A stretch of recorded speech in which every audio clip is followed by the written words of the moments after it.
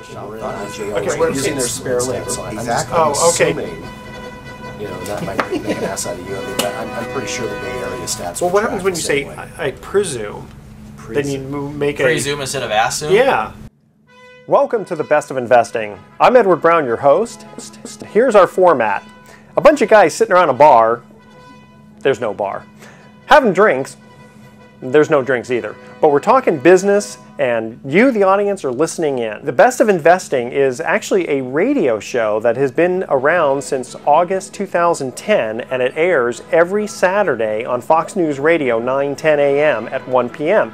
Now, we're not a political show. We're strictly business, so everyone will be happy with that. Remember, I'm Edward Brown, wishing you the best of investing. Are you ready? Let's go. Ready? Okay. That good enough? All right. You're good. All right.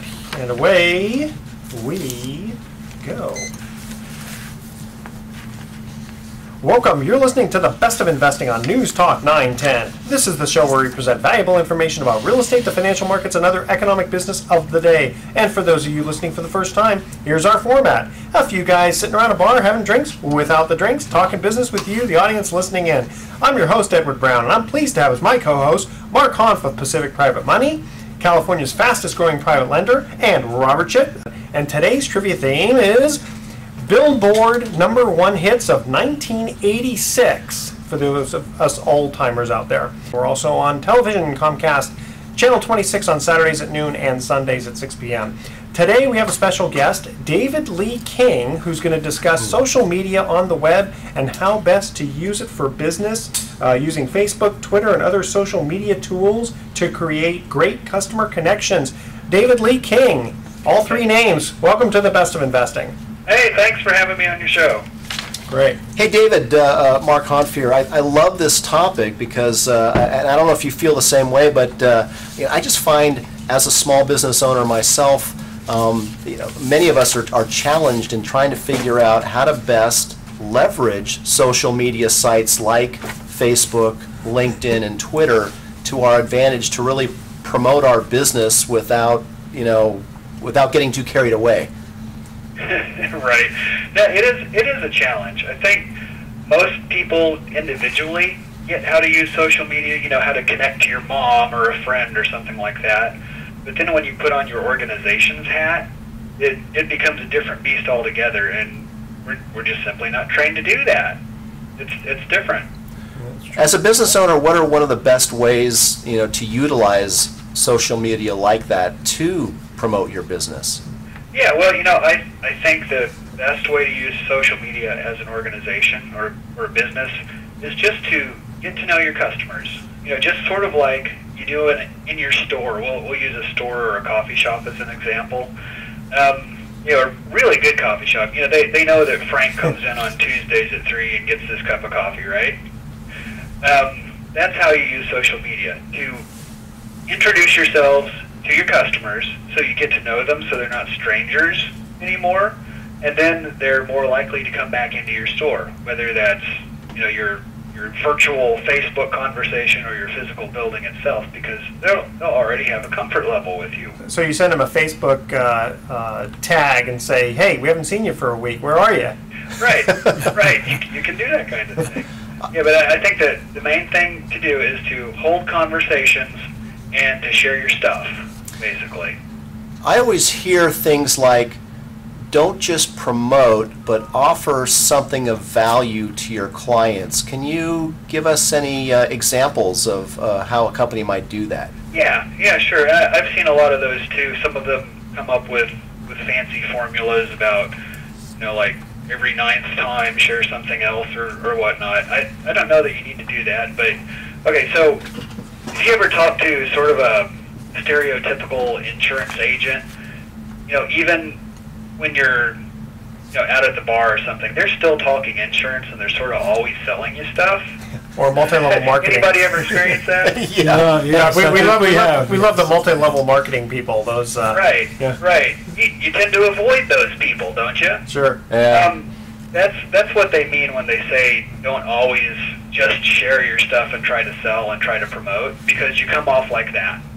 So what I would say certainly share, you should be excited about your business, so share your stuff, but also just ask people questions.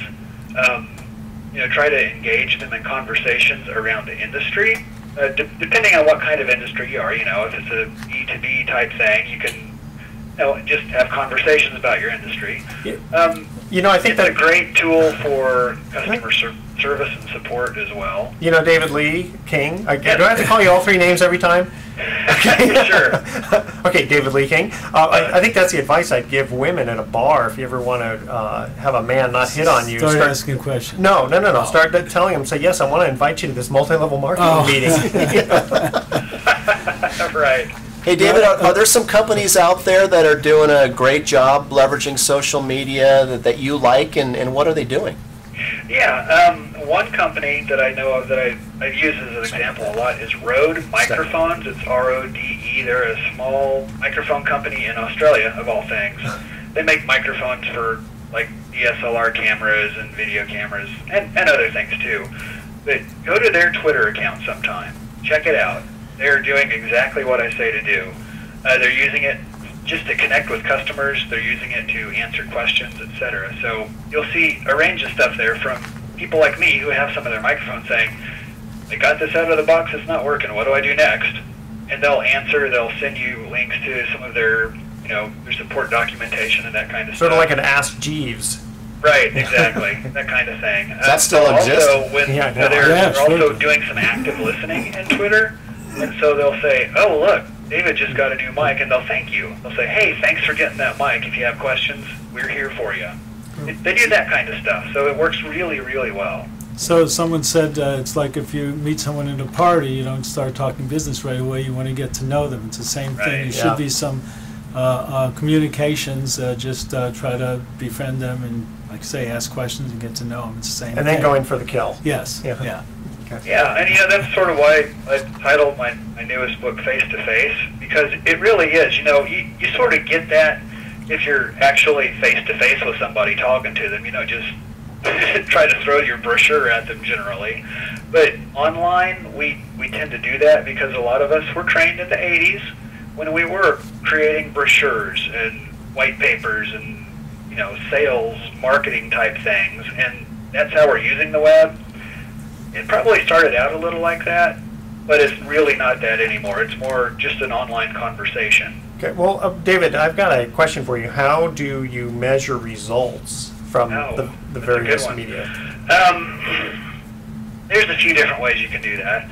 If you're using a Facebook page for your business, that's pretty easy to do. They have a pretty extensive set of analytics connected with that. They call them insights, I think. You can measure pretty much anything you want to on the page itself. Things like how many friends you're getting, they call them likes on Facebook pages. How much engagement you're getting, which is even more important. So they'll show, like, I think they call it people talking about this. That shows basically people who click like, people who add a comment, people who share, all those types of social engagement activities you can do on Facebook. They measure that. I think the hard thing is that all of us are all over 14 years old, so it's a little hard for us to go back and figure out all this Facebook stuff. Of course, Mark here is the computer guru of all of us here. Well, when I got into Facebook, like most people, I friended all my old high school buddies and old girlfriends and stuff like that. But as I've tried to figure out, okay, well, how can I leverage Facebook for business? I ended up unfriending a lot of those people that I haven't talked to in 30 years anyway, and started friending other professionals that were like sources of business for me. So, for example, for me, I started just friending real estate professionals, and then I would look and see who their friends were, and I would invite some of their real estate professional friends. So that's kind of how I used it for my particular business to build a kind of a database and have communication, with people who would be able to refer me business. I know I started off with friends and old girlfriends, but I only found out I only had 3 total. So I had to expand it. I actually was starting to look for junk mail. So you actually bring up a good point, because there's sort of 2 different ways, at least we'll say 2 different ways to use these tools for business. One is as a personal tool, so just what you were saying, connecting to business contacts, and you can, use it for networking. Just like you would at a conference when they have those networking parties, that's what it's for.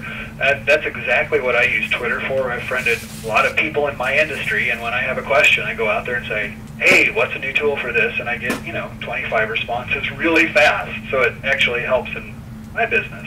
It's a good idea. That's one way you use it.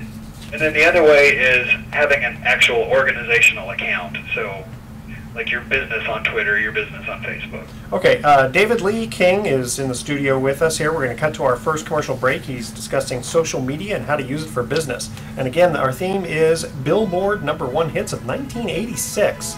Go back in time for this one. All right.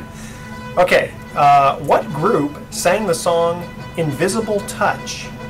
The first, see if I sing it, it'll probably be a little easier for people, but I'm not going to. I'm just going to say Invisible Touch. Don't touch that dial because we're going to be right back. Well, welcome back to the Best of Investing. I'm Edward Brown, your host, and I'm in the studio here with my famous co-hosts, Mark Hanf of Pacific Private Money and Robert Schiff of RPM Mortgage. And we also have in the studio here David Lee King, who's the author of the book Face to Face, Using Facebook, Twitter, and Other Social Media Tools to Create Great Customer Connections. And I think the first thing we're going to do right now, the first 2 callers who call and ask for his book, David is going to be kind enough to send it out to them. And when we cut to the first commercial break, we asked this trivia question. Again, the theme is Billboard #1 hits of 1986. Here was the question. What group sang the song Invisible Touch? And I'm waiting for the intro clue being sung by... It wasn't Bela Lugosi. Hum a few bars, right? Yeah, exactly. Was that a Genesis song? It was a Genesis song. Very good. And David Lee King says he can't get that out of his head anymore. That's right. Okay.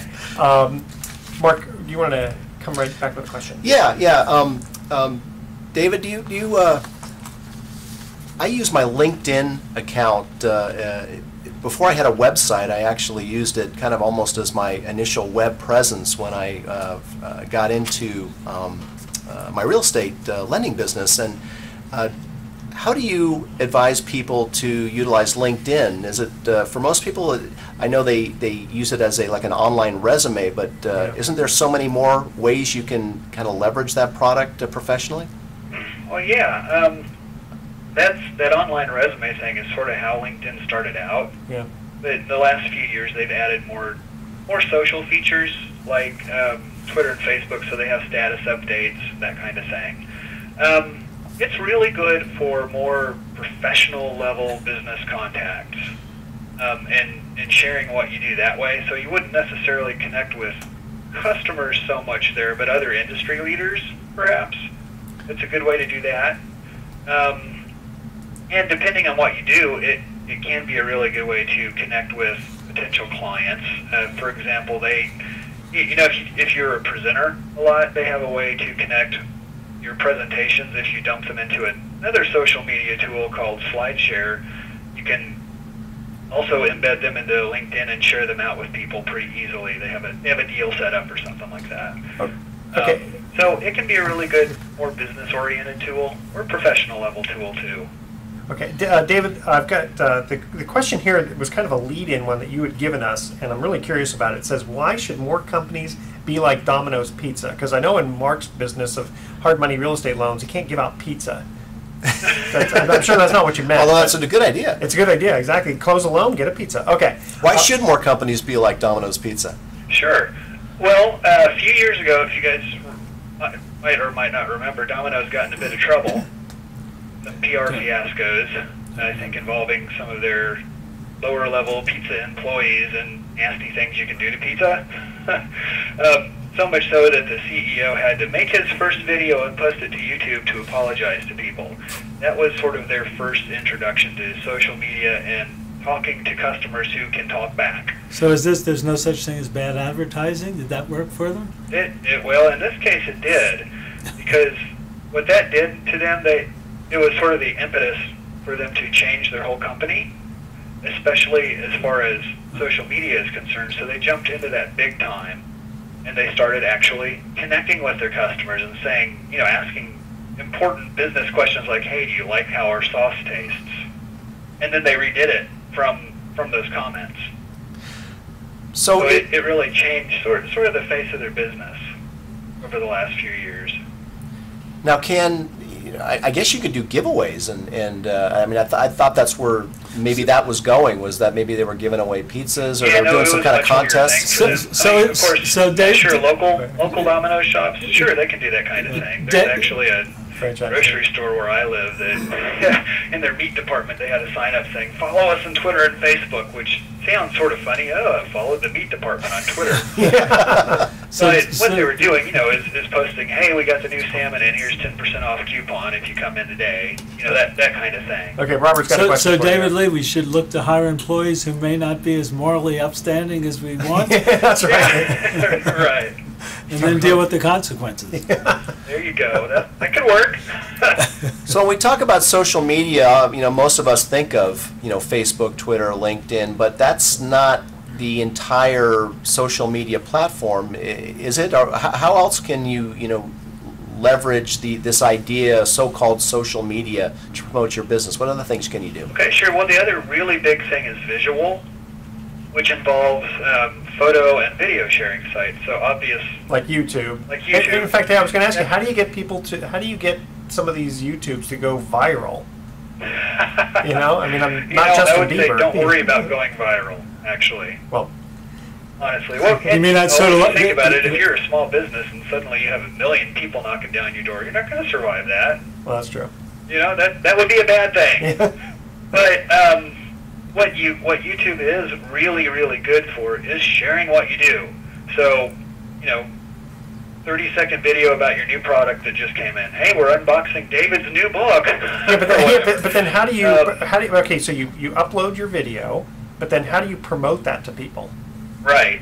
You can promote it in YouTube, because YouTube's actually a social media site too.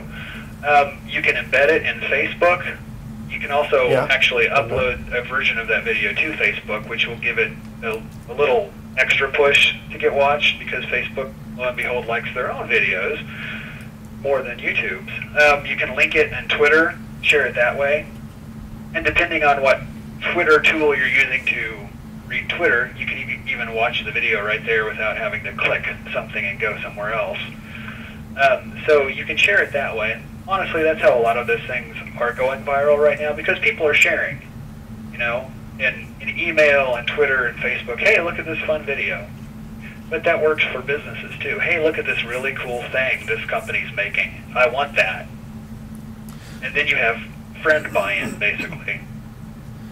So what are some ideas for making yourself, more human on the web and not just a promotional tool? It's with That's a blogs. good question. The best answer is to be conversational. So the biggest thing you can do there is to type like you talk, which sounds sort of funny, but Us and ums. most of us learned to write through business letters, through academic papers in school, that kind of thing. So it's sort of formal writing. But when you're writing your mom, or your best friend, you don't write that way. You write more like you talk, Hey mom, how's it going? That kind of thing.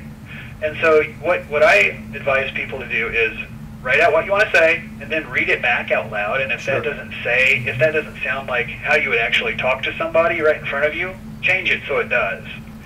And what that does is that gives you a conversational tone and a conversational voice.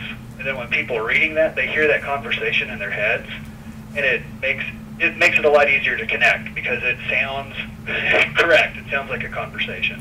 I love that, because what you're saying, if I'm hearing you correctly, is that communicate as though you were speaking to a friend, and not necessarily in some business grammatically correct tone, but as you said, conversationally. Mm-hmm. Exactly. And wear a business hat, so sort of think business casual instead of weekend beer in your hand casual, unless you're a sports bar, I guess. Sure. Right? But yeah, definitely. You're talking to your friend. That's very smart. That's very smart. And, you can even do that visually, too. So if you're making a YouTube video about something that you're doing at your company, don't script it out and then try to memorize that script and read it in your suit with your tie and all that kind of stuff, because most likely you're not a Hollywood actor that can pull that off, I'm guessing. So it'll come out really stilted and phony. So instead, maybe write out an outline, look at the outline, and then just wing it and edit profusely, and you'll come out with something that's much better. Do you recommend using like a webcam if you're doing videos, or should we be using a higher quality if we're trying to shoot a 30-second to upload? I'd say a little higher quality.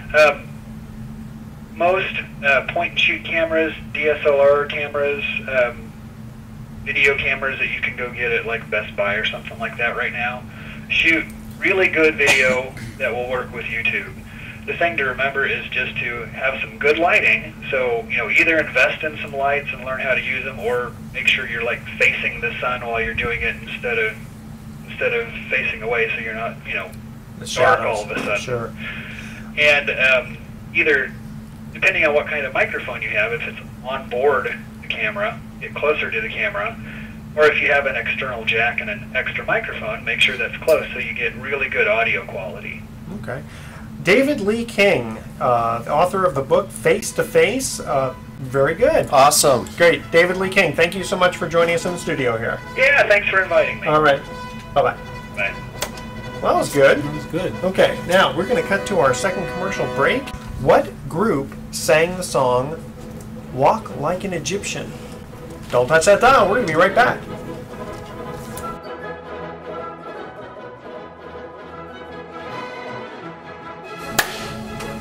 Catch the flag. Okay, here we go. Welcome. You're listening to the Best of Investing on News Talk 910. You know our show. It's where we present valuable information about real estate, the financial markets, and other economic business of the day. And for those of you listening for the first time, here's our format. Hey, imagine a few guys sitting around a bar, having drinks, talking business with you, the audience, listening in. I'm your host, Edward Brown, and I'm pleased to have as my co-host Mark Hanf of Pacific Private Money, California's fastest growing private lender. And we're also joined in the studio with Robert Spinosa. And today's trivia theme is the movie Dances with Wolves, or as my wife says, Dances with Woofs. Oh, I like that movie. Yeah, that's a good movie. I like that one. Okay, our website is bestofinvesting.com. Check us out on Facebook and YouTube by typing Best of Investing Radio Show, and we're also on television. Comcast Channel 26 on Saturdays at noon and Sundays at 6 p.m. Now, Robert Spinosa, who goes by Rob, is an Ironman triathlete, and he's got a great website with awesome tools for looking for mortgages, finding a home, calculator tools, etc. Rob, welcome to the Best of Investing. Happy to be here, Edward. Thank you. Yeah, Rob, I love your emails I get all the time, so you're really active, obviously, in your practice. Tell us a little bit about kind of what makes you unique in your mortgage loan origination practice. Great, thanks, Mark. Yeah, mortgage lending has obviously changed a lot in the last 5-6 years, and one of the things that I've found is increasingly important, and a service that I offer to my clients is, we all know that the boundaries have become smaller. The box is smaller, and fitting people into that, working with their variables has been a large part of what I do. I try and get them to understand what they face as they go into the loan process, and then I help them accomplish what they're looking to do given the constraints of the existing environment. And certainly there's incentive to do it with where rates are. So how has your job gotten harder with all of the changes that have happened in the mortgage industry the last 4 years? Edward, how long do we have for the show? Oh, it's a 12-hour show. Go ahead. It really, lending is night and day from where it was. Let's define the boom as 2005, 2006. Sure. If we say that, Or at least the peak. the peak, right? Yeah. Exactly. So from that time, I can't think of a single component of lending that hasn't changed in some way due to regulation. So I mean, That's true of hard money lending too, which is really interesting. Yeah. Really. You're telling me Franken Dodd is your favorite, as Oh, Mark those likes to guys call it? Frank. I described it this morning as saying they have confirmed for all of us, if we didn't already know, that it is possible to cure the headache by cutting off the head. Now, are there more regulations or changes in the law with respect to conventional mortgage lending due at the first of the year? From what I understand, and I don't know certainly all of the provisions of the Dodd-Frank bill, but from what I understand, I think a third of them have been implemented to date. So yeah, Oh my God. there are things that we're all watching in our industry. obviously the increased activity of the CFPB, Consumer Finance Protection Bureau, and also and also a lot of talk about how the QRM, Qualified Residential Mortgage, will be implemented over time. So those are the things that are on my radar right now. We've gotten over, a lot of hurdles in the last few years. Dodd-Frank, HVCC that regulates appraisals, things like that, and have rolled with those punches to the best of our ability. So in 2013, anyone's guess. My observation has been that, in the guise of consumer protection, because, Dodd-Frank, among 1,000 other things, their intent was to, eliminate predatory lending practices, the problems that resulted in the subprime meltdown, where you had a lot of, liar loans going on, or 100% financing with first and seconds to people who didn't qualify.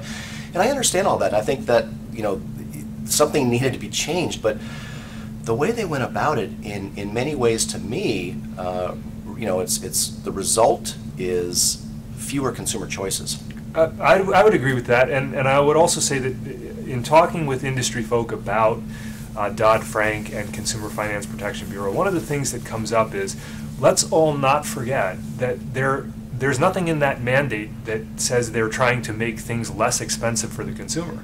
So all of these... That's a very good point. Yeah, it's more just a matter of the regulations of filling out the paperwork. Right, and ultimately it all rolls downhill. And what we found, certainly at our company, and I'm sure every other lender, is there is a cost to implement all this regulation. And the fallout that results from the increased appraisal scrutiny, not that the intent was wrong, but all of that stuff ends up hurting the consumer in the pocketbook at the end of the day. So, the regulations, to the degree that they protect the consumer, look, I'm all for that. The guys in our business, like myself, who have been ethical all along, who have worked in the consumer's part, we continue to try and do that. We just wish we could do it with a little more flexibility.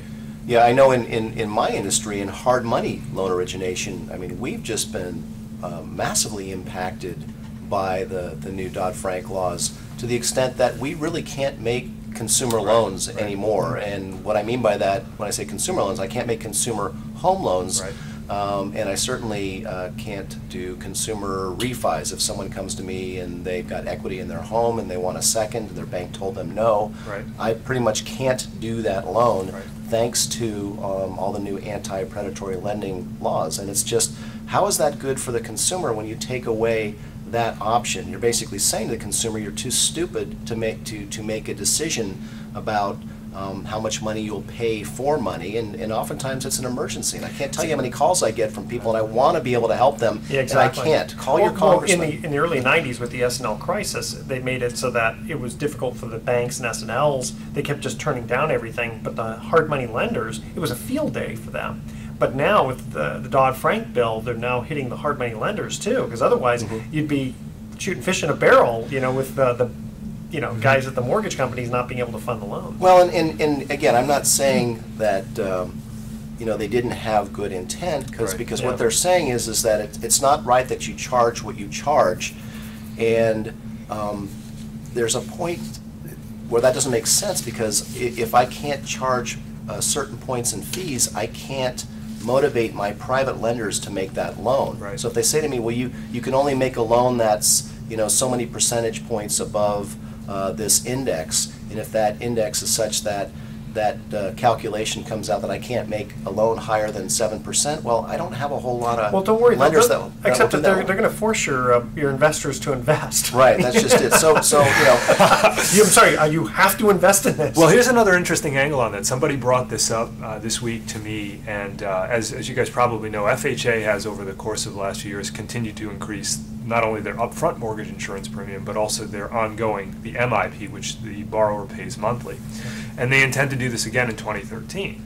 And at a certain point, what's going to happen is these loans are actually going to become high-cost loans. Because an unintended consequence of the changes is, and again, so I heard someone say, for example, well, the CFPB is going after $5 credit card fees, but here you have the FHA cranking the MI premiums, essentially pushing those people out of the market. So I wonder if that's going to have another recession area, of prices dropping. And tell you what, we're going to cut to a quick commercial break here.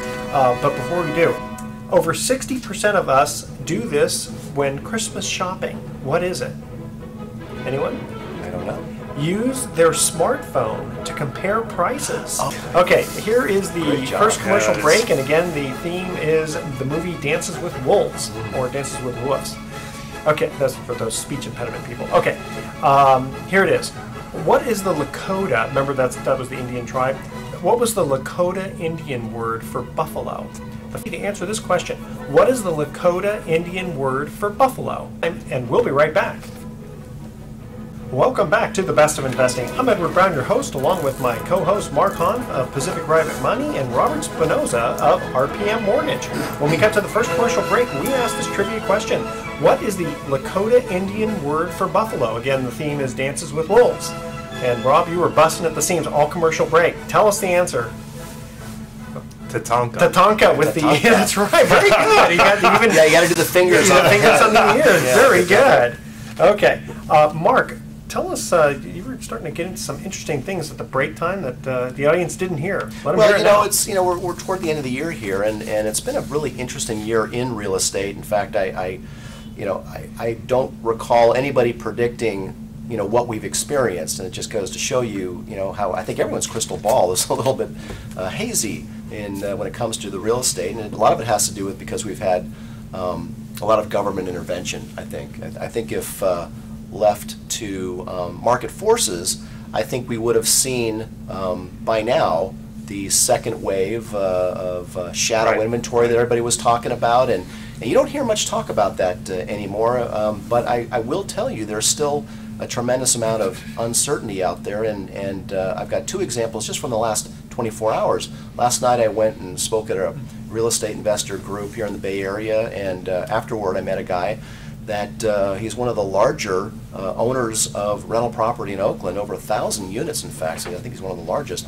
And That'll keep you busy. He was of the opinion that we've seen the bottom, and in fact, we're likely to see some pricing appreciation as homes start to begin trading once more at replacement cost, because in a lot of markets they're still trading below replacement cost. And if you remember your college economics, that's really not economically sustainable long term. And yet today in my office I had a walk-in, and he owns 26 rental houses, and he's of the strong opinion that we have not seen the bottom of the market and that we're going to have another downturn very likely in 2013. Well, quick question.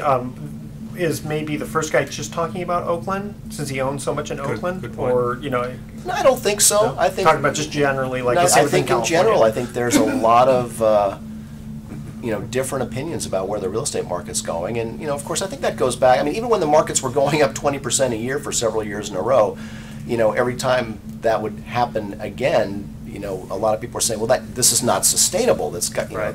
we're at the top, and then next year it'd be another peak, and then another peak, And eventually they were right. eventually the bubble burst. But Missed, I yeah. find it interesting that there's so much uncertainty right now. Have we hit the bottom? Are prices stable? Are we likely to see any, mild or significant appreciation in the next year or two? Or are we looking at possibly some economic dynamics with the fiscal cliff and all that stuff looming that we might see a market go back down again? I mean, I don't know that I know the answer either. I just find it interesting that there's so many opinions on it. Robert, what do you think? I would say I'm in the camp that it also doesn't know which direction it could go. I mean, Congress really does have the potential to screw things up wildly with the fiscal yes. cliff. So taking. They've never had that before, have they? Well, because here's the interesting thing about that. If Congress does nothing, which it's very, very good at doing, we affect a really bad outcome. So, I mean, that's the reality of the fiscal cliff thing. So getting beyond that, let's say we go into it. I love at the end of the year, I love saving the predictions for the year ahead, because in my industry anyway, I think since 2007, 2008, every year, consecutive years, this is the year rates are going up, get ready, it's a big change and all that, and then here we are year after year ratcheting downward. Well, I like my predictions to wait until afterward and then go back hindsight And revise 2020. them. Yes, exactly. I'm usually right. Not always, but usually. So I think the thing that I got used to doing several years ago now, is not looking so much at, is it going to be a recession, is our values going to change downward, upward, whatever. It's recognizing the opportunities that exist now. What do you have available? What can you do? And certainly the market in 2012 has been an indication of that. Multiple offers here in the Bay Area on properties that are priced well and that are in good condition. In what price range? Well, what we've seen here in our county is pretty much all price range until you get into the very, very high stratosphere, 3 to 5 million. Mm-hmm. Everything that has been priced right coming into the end of the year has seen increased activity from 2011. And of course, none of the predictions in 2011 would have pinned that.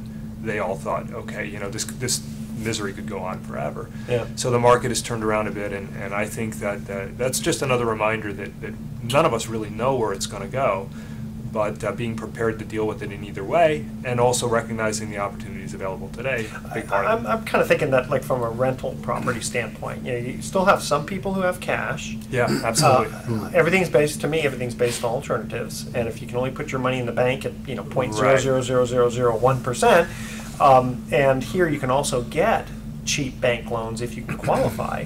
The cash-on-cash return is pretty darn good. Well, I'm looking at these dynamics, and I don't see anything to indicate that we're going to see real estate prices suffer another significant dip in the next year. And I base it on these three things.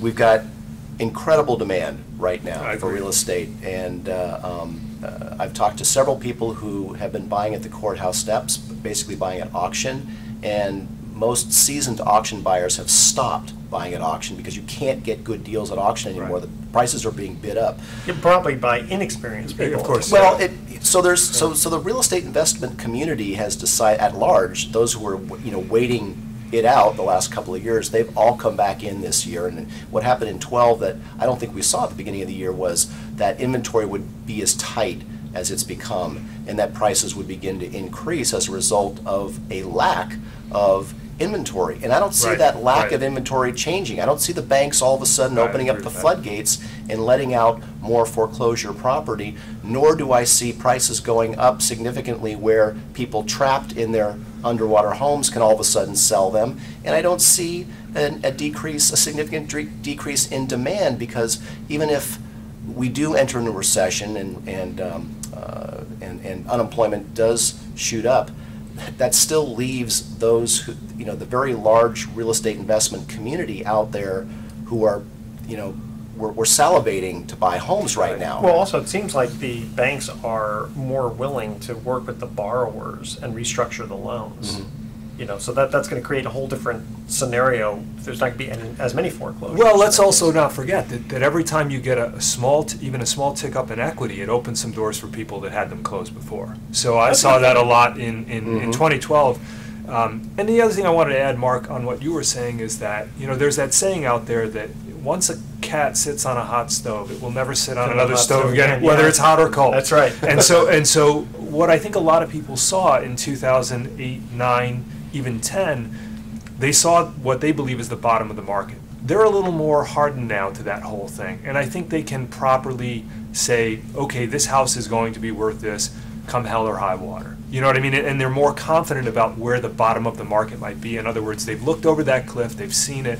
Okay, I'm a little more confident now because of that, and I'm going to make investment decisions based off of present knowledge on recent past experience, not this, hey, this could go down to zero. But aren't you going to get some people who were, they're going to be gun shy about investing in real estate because of what happened in 8, 9, and... I agree, but I also think that 2012 was a good indication of the fact that people had missed some opportunities and they saw the price start to firm up and they started saying, hey, I should have been looking at that more carefully, knowing that it would have, just like with the stock market. I was just going to say, just like with the stock market. Floodgates opening, really the real estate investors have just come out of the woodwork in 2012, and that coupled with the decrease in inventory, because the foreclosure inventory that's being added to the market every month is a quarter today of what it was 2 years ago. Right. And so I don't see the combination of either demand going down or supply going up, which would be necessary for pricing to go down. Correct. So I just don't see it happening at 13 at all. And now, if you believe Case Shiller, in fact, we're up in the Bay Area an average of 10% Right. from year over year. So it's a very Who'da interesting. thunk it? Who'da Yeah, thunk? who'da Yeah, thunk it? exactly. Okay, we're going to cut to a second commercial break here. Okay, second commercial break. Trivia question. Again, the theme is Dances with Wolves. What was the name of Kevin Costner's character in the movie? Stumped you guys a little bit. I don't see these shaking of heads. Call 888. You mean his first name wasn't Dances? Yeah, exactly. Stay with us because we're going to be right back. Welcome back to the Best of Investing. I'm Edward Brown, your host, along with my co-hosts Mark Hunt and Robert Spinosa, one of the most intelligent mortgage brokers we've ever had on the show. I love that. Okay, when we cut to the second They've commercial, only had it. when we cut to the second commercial break, we asked this trivia question. Again, the theme is Dances with Wolves. What was the name of Kevin Costner's character? Anybody? You got me, Edward. I don't know. Lieutenant Dan! No, that was Forrest Gump. Or as the Lakota Indian would say, he called him Lieutenant Dunbar. Yeah. You don't remember that? Dunbar. Okay. Now I do, yeah. Yeah, Lieutenant Dunbar. Okay, we're going to get right into email time here. Now, we received an email that just seems to be right up Rob's alley, so we're going to let him answer this. I know getting the best rates is one reason I should go to a mortgage broker, but what else should I look for in a mortgage broker? So, Rob, since you're a mortgage broker, why don't Good you answer looks, a that? full head of hair. Of course. That's why his phone rings off the hook. Okay, so it's a great question. It's a fair question, and it's a question I get a lot of times. So I really believe, I've had some experience as a consumer myself, so I have to also kind of recount those.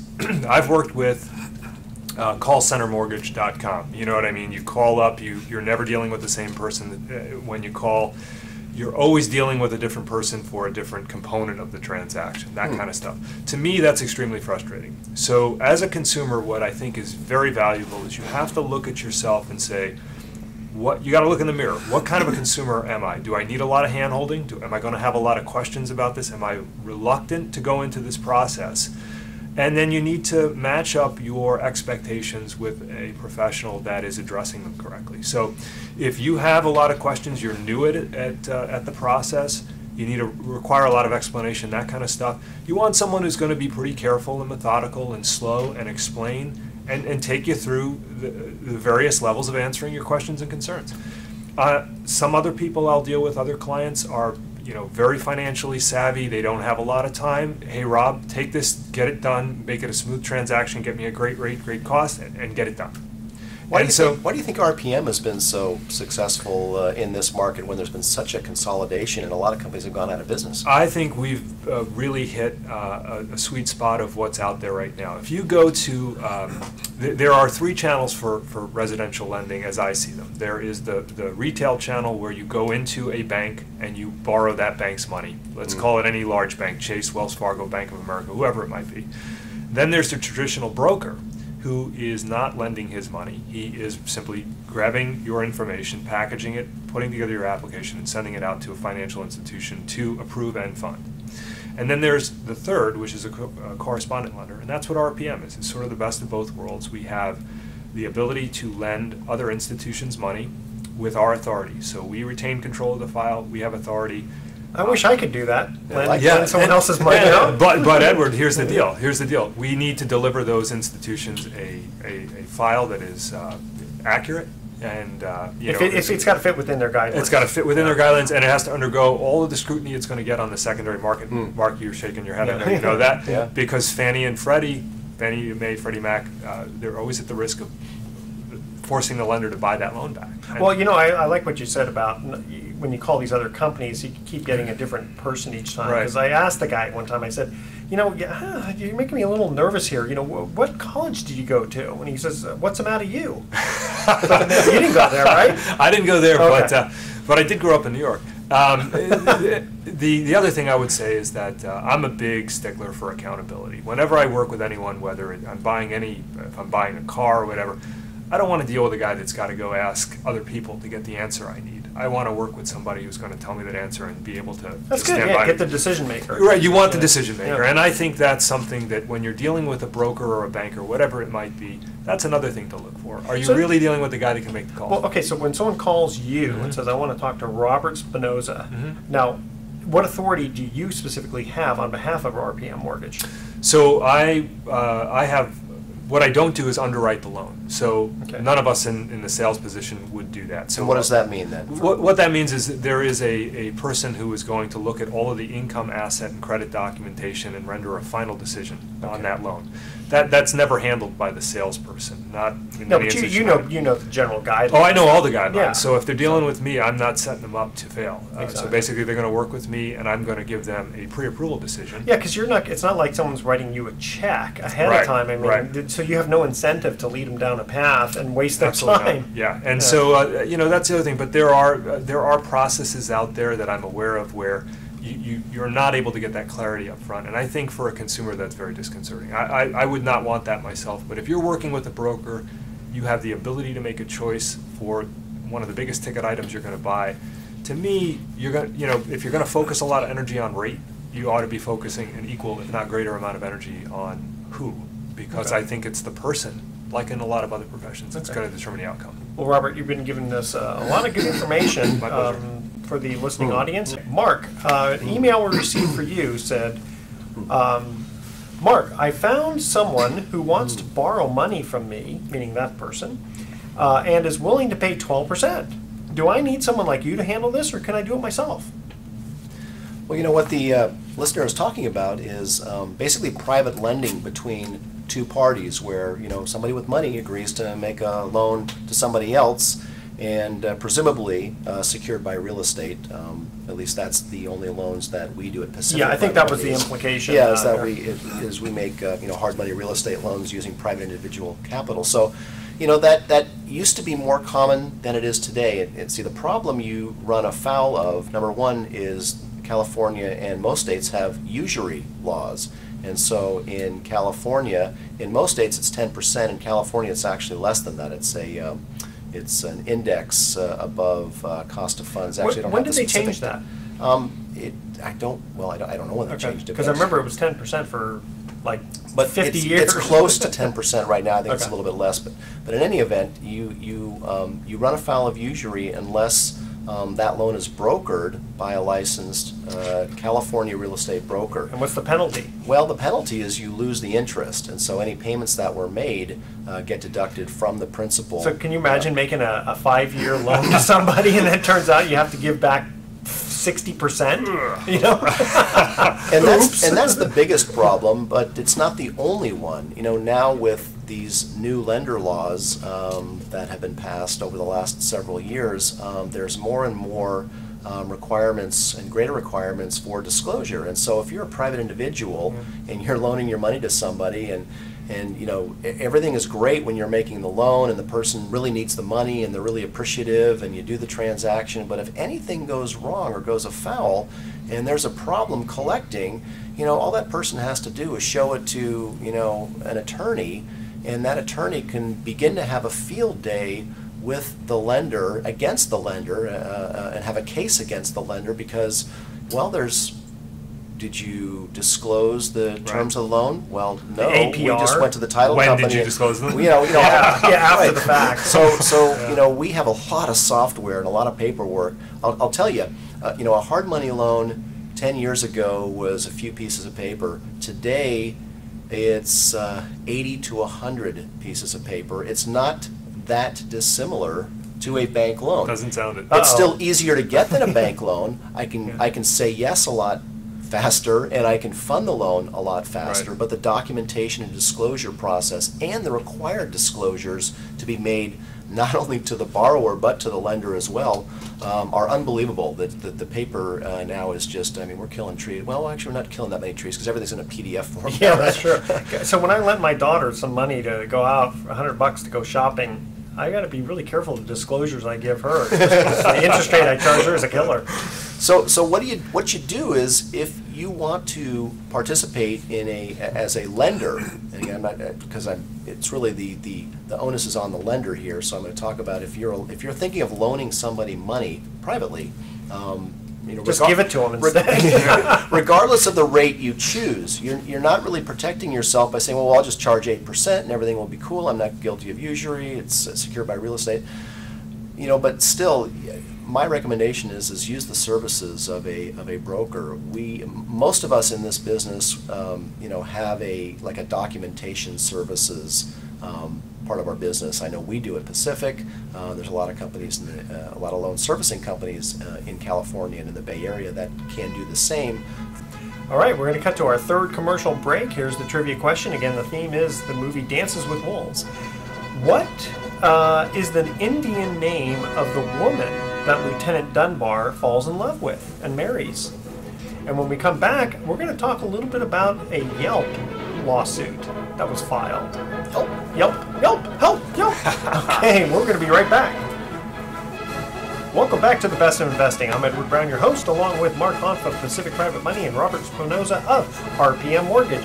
When we come to the third commercial break, we asked this trivia question. What was the Indian name of the woman Lieutenant Dunbar falls in love with in the movie Dances with Wolves? I just remember that it was the actress that eventually ended up in Battlestar Galactica. I remember it was the actress who had a full coiffed head of hair and living in a teepee. Her name was Stands with a Fist. Do you remember that now? That's the old, yes. Okay, so really quickly, there was something on Yahoo that talked about a Virginia court ordered a lady to pay $750,000 to a contractor because she gave negative reviews on Yelp and Angie's List. Wow. Now, question, what do you think that's going to do for Yelp and Angie's List as companies? Because I'm looking at it and going, you know what? I'd be afraid to post anything negative or even positive, because if you post something positive and someone takes, let's say, your advice on it and then decides, hey, this contractor really messed up or something, they're going to sue you, So it must have been something very egregious, because I have read recently articles by frustrated businesses who say that, Yelp allows these negative reviews and skewer them, and then doesn't post many of the positive reviews and you can unless pay, they're an advertiser. Yeah, exactly. And in fact, I remember hearing about this guy who owned a restaurant, and some guy called up and said, unless you give me $100 worth of free food, I'm going to post all kinds of negative Yelp. I'm sure that happens a lot. Crazy so people. Suddenly, I mean, you're, I, in this case, kind of feel sorry for Yelp, and I've never really looked at Angie's List, but I've looked at Yelp before. Yeah. And I mean, unless there's like, 1 million Yelp reviews where it's too difficult for one person to do all that, I think that's going to really damage those companies. I think you ought to have the right to write a short rebuttal anytime someone posts a negative review. I don't know that much about you can rebut it, but the fact of the matter is that when people search, they're seeing the number of stars, so some person could materially impact your rating, and then they don't read any further. It's almost worth hiring someone to post positive. And I believe there are services for that. They do that. I mean, so that makes it really ridiculous. Well, and that's what ends up happening. You end up trying to game the system because you feel like you have to. Yeah. So that's pretty bad. Mark, you had some really interesting things you wanted to go over. Well, let's see how interesting. If we've kept any of you listeners out there, it's interesting. That's right. Let's see. Well, one of the article this week was interesting. The FHA says flip away within limits, and so for the last several years, they have had on an annual basis, and it's been renewed annually for I don't remember how far back now, but they had this.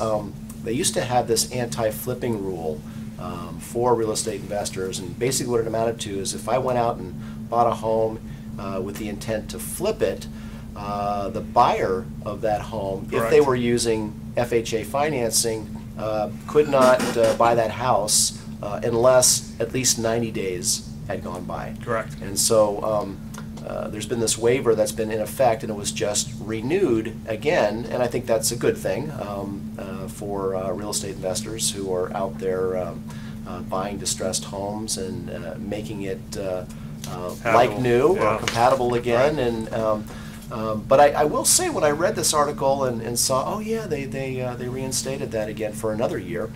As a lender who's done a tremendous number of loans over the last several years, hard money loans to real estate investors for the purpose of buying, fixing, and flipping, I can't remember getting paid back on many loans in less than 90 days. So I'm wondering, how important really. Well, I guess it's the psychology of it, certainly. Or double escrow. You know, someone gets in escrow ahead of time, right? Right. Well, I know a lot of my borrower clients have high hopes of doing a quick flip, and Right, doing a exactly. flip in 45 to 60 days is like, oh, that's beautiful when you can do it.